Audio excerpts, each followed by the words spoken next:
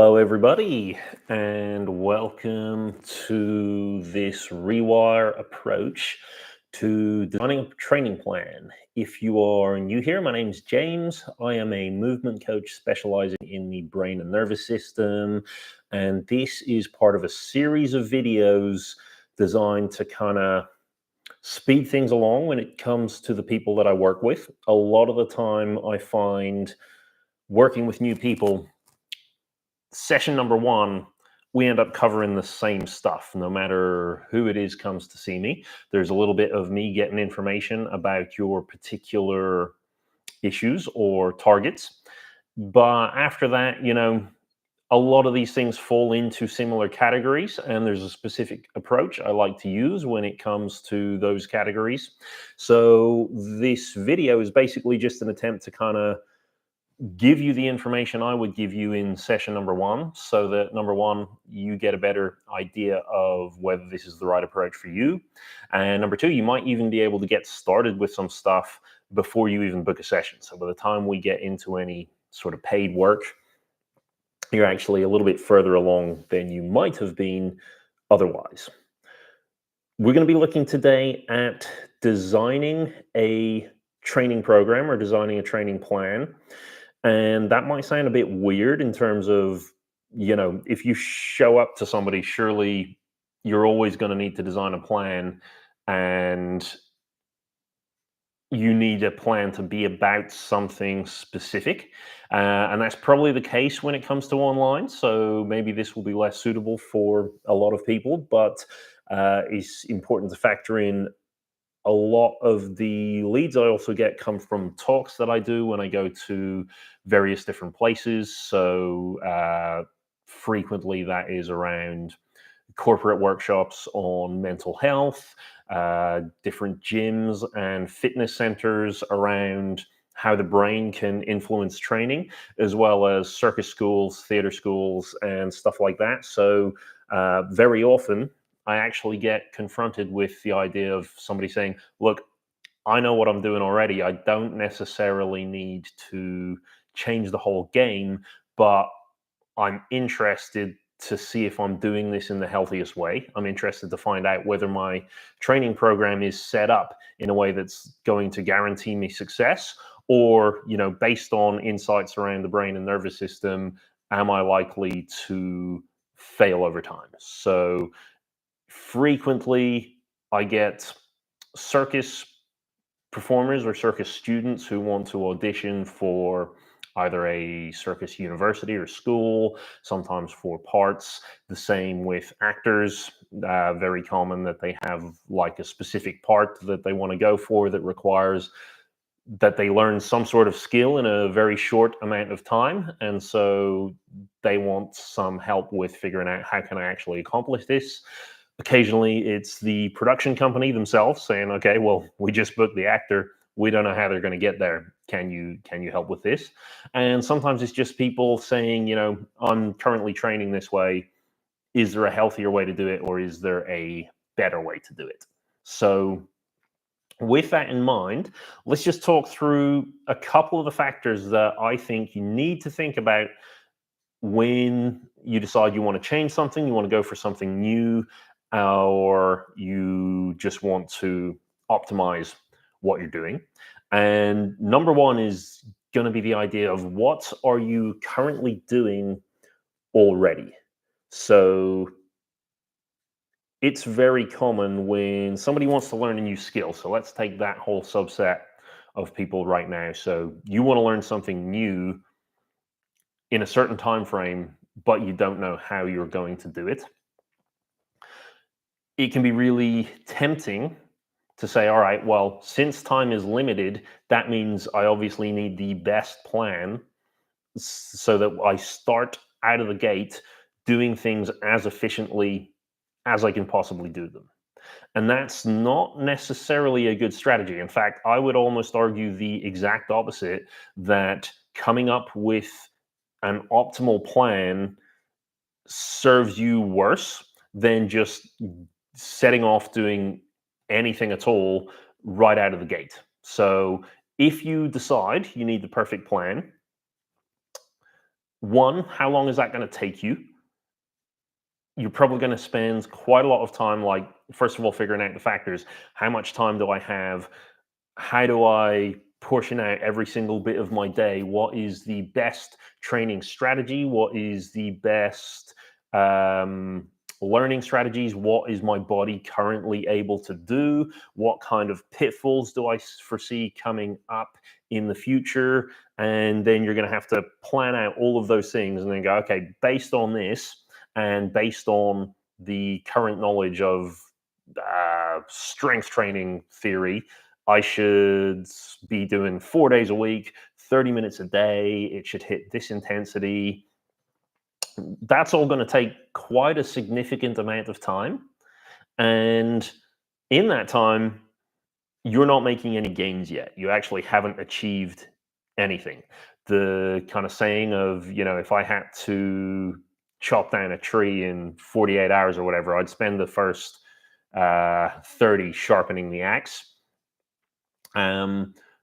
That's only a useful strategy if you know the right pathway to choose from the get go. So, chopping down a tree is a really simple example in that you know that a sharper axe will do the job better than a more blunt axe. So, you can work smarter, not harder. In this example, there's so many variables in that you actually don't know the answer to. And coming to me and going, all right, well, you're the expert, you tell me the answers. Even I am never going to be able to know a lot of the answers to what's going on. I can get as detailed a history from you as I possibly can, but I will never know exactly what kind of injuries you're potentially going to succumb to, because there's no amount of information I can take from you that gives me the full picture of your life. I don't know, maybe you've just got a really dangerous bedroom and I'm working out, this is how you should approach your strength training in the gym, and you're going to crash into the corner of your table and dislocate your knee and suddenly you're out for 3 weeks. And, you know, we can't have that in our plan because we've got a deadline. So how do I predict that injury? It's probably not going to happen. And therefore, if I can't predict all of the outcomes, it doesn't make sense to waste time planning for them, at least not in the very beginning. So, nearly every time when I'm working with somebody, they want to learn a skill in the near future, the first thing I'll ask them is, well, what are you doing already? And I want to hear, like, is it that you're trying to learn knife throwing and you just spend every day waking up half an hour, you just throw knives blindly at a target. You don't know more than what to do past that. But that's a good start. We know a lot of useful pieces of information from that. We know that, one, you have access to the knives and the board. We know that you have access to a specific time of day that you can train. We know where things seem to be going well. We know where things seem to be going wrong. And so it's actually going to be a lot easier to optimize that plan, because a lot of the no's we might run into designing the perfect plan have already just sorted themselves out. I can say, okay, training in the morning is going to be way better for strength training, because that's when you're more alert, more focused. You haven't had the stress of the day. You're not dealing with all of that fatigue and stress from work. But if you don't have any time in the morning, then I can build that plan and you say, oh, well, I tried it, didn't work. That's not going to be very useful in the long run for what you want to achieve. So, first of all, I would say anytime we've got a plan, anytime you need help with a plan, it's always infinitely better to present here's what I'm doing now, even if the expert that you give it to laughs in your face and says all of this is completely wrong. At least it gives them a window into, what you're capable of, what your mind's like, what your physical preparation is like. You can just solve a whole load of problems right off the bat. And in the week or 2 weeks or 3 weeks that it would have taken us to come up with the perfect plan, you're going to have made a little bit of an improvement. So most of your training plan is going to be about do it straight away, see the gains, see the benefits, and see them accumulate over time. Every single time we optimize it, we're going to see the progress jump quicker and quicker and quicker. But it's not so useful to try something out, then go back to the drawing board and try something totally new. We always want to just say, look, here's as good as it can get, or here's as good as we think it can get, and then we're going to build on that as we go.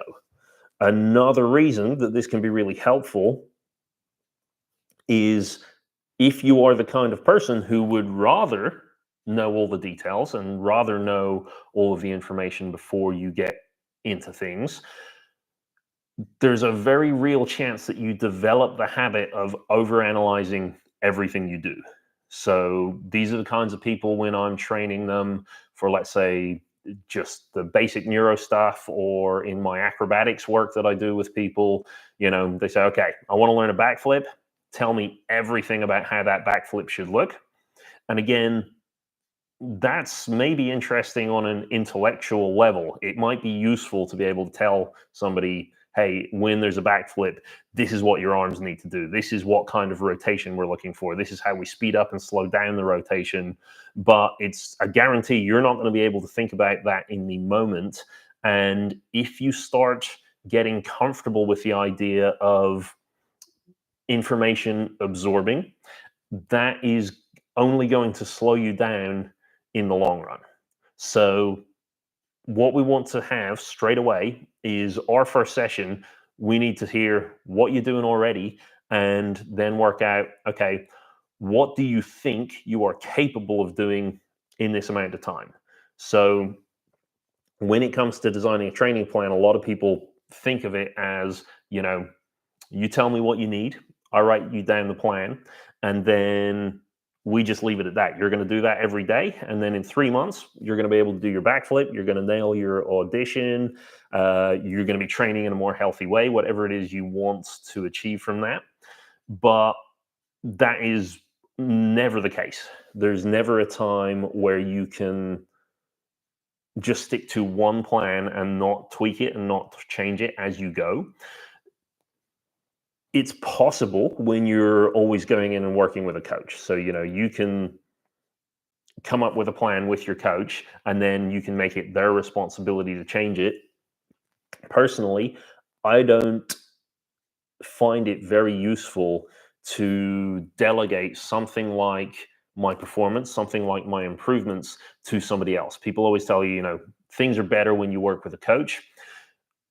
In my opinion, your coach should always be teaching you how to figure these things out for yourself. So an outside eye is really useful. Outside authority is much less useful. Your coach can look at you and say, look, you're doing X, Y, and Z wrong in your technique. Every time you talk to me, I can see that you're resisting this thing and this thing and this thing. And those are things that you don't necessarily notice until somebody calls it out, especially when it gets to like the autonomic stuff. So how you're breathing, what your posture is like, what your eyes are doing.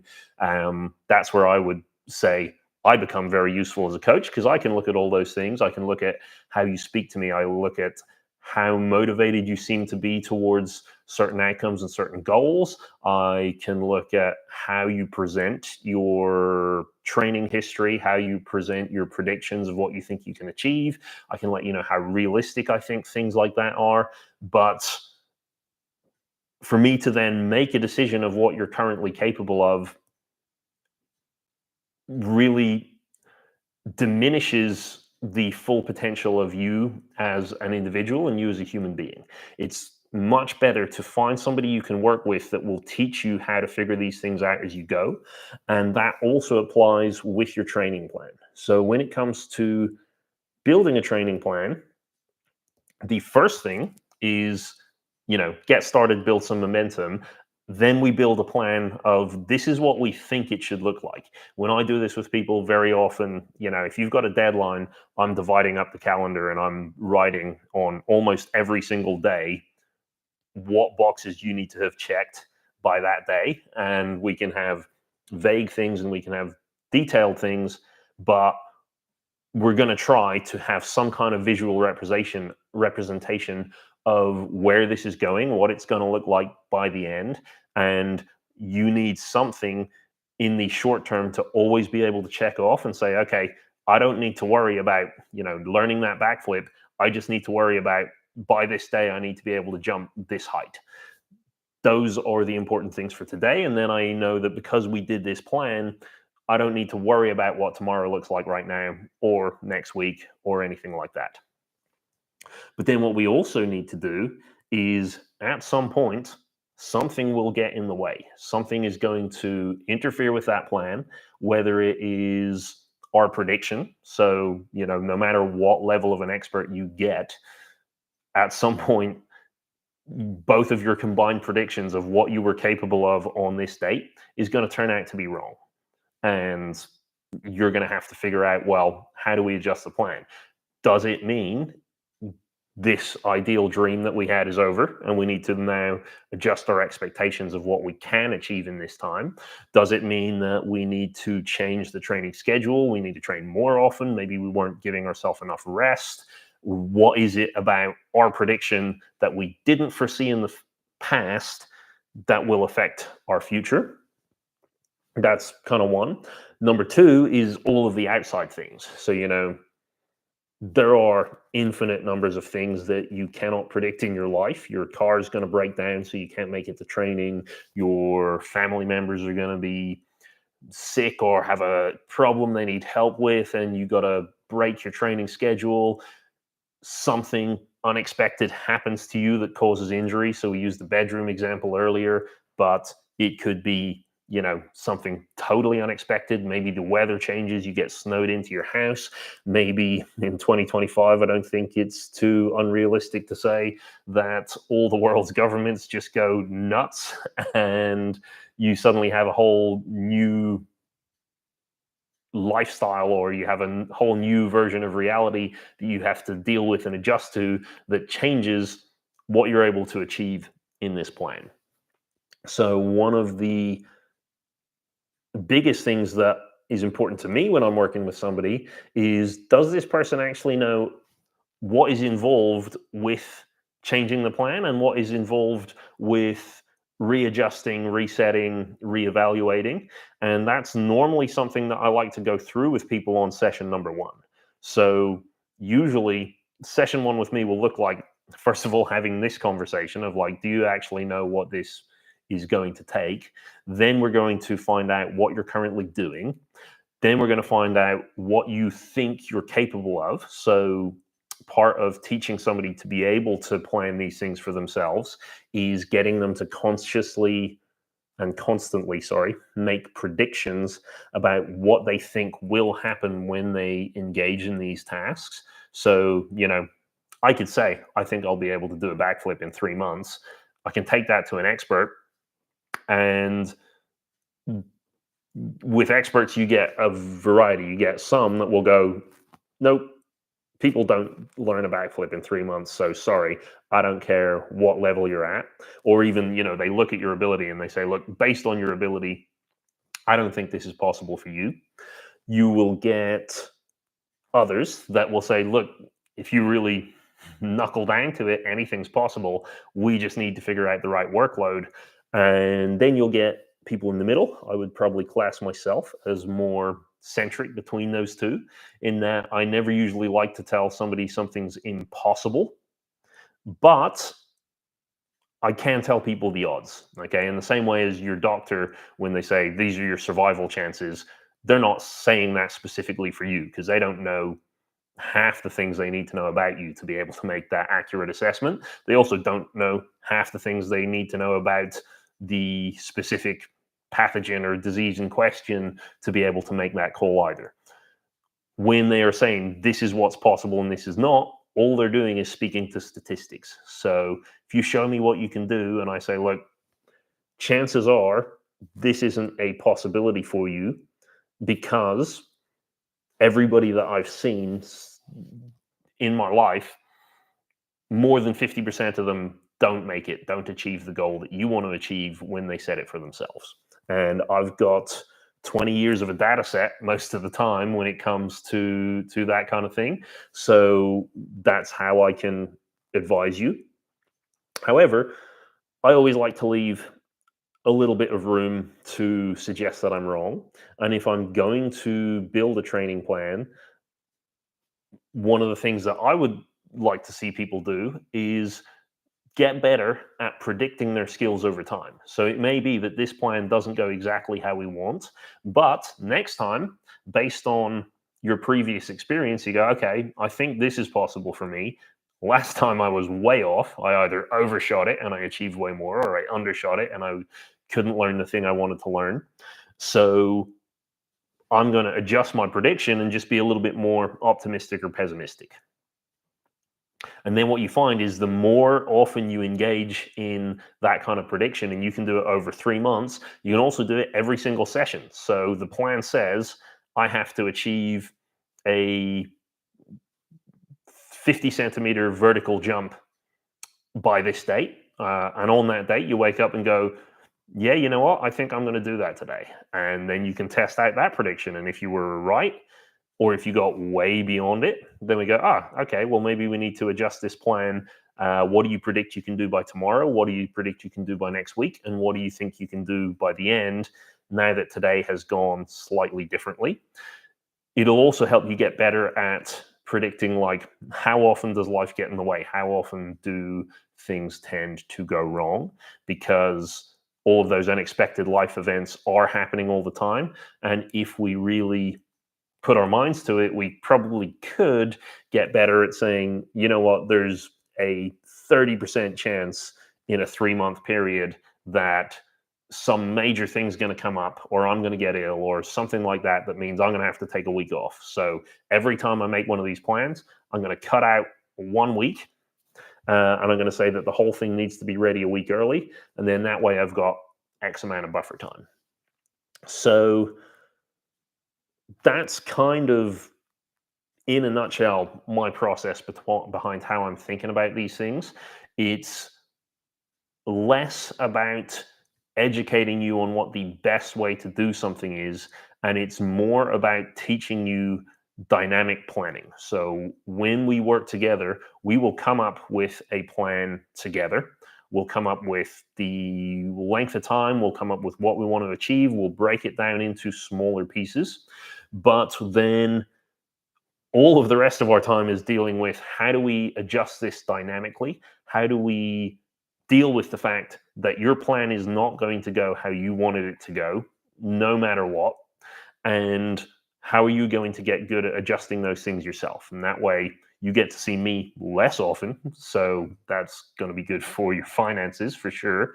And you then get to start working on bigger and better things, because you start finding that actually you've got the tools to figure these things out much more quickly, rather than it having to be a really big ordeal depending on whatever it is that you're going to go through.